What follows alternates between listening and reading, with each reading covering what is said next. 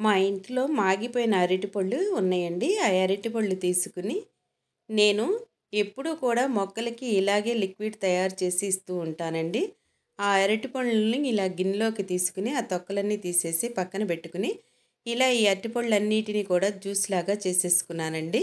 మిక్సీలో మాత్రం వేయకూడదండి, చేతితోటే చేసుకోవాలి. ఏదైనా సరే పప్పు గుత్తితో అయినా సరే దాన్ని చేసుకోవచ్చండి. ఒక కప్పు బెల్లం వేసుకుని ఇలా కలుపుకున్నానండి. కలుపుకుని ఒక బౌల్లోకి తీసుకుని మూత పెట్టేసి 3 రోజులు పక్కన పెట్టుకున్నానండి.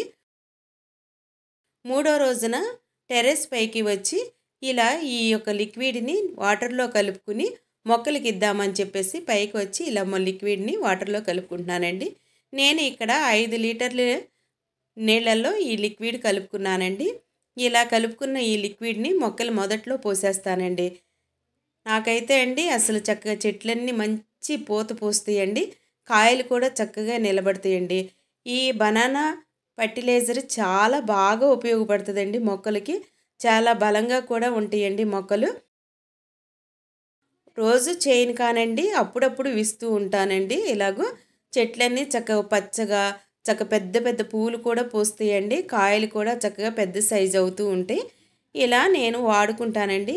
ఈ లిక్విడ్ చేయటం మీకు నచ్చినట్లయితే మీరు కూడా మీ మిద్దె తోటలకి ఈ లిక్విడ్ తయారు చేసుకుని ఇలా మొక్కలకి ఇవ్వండి.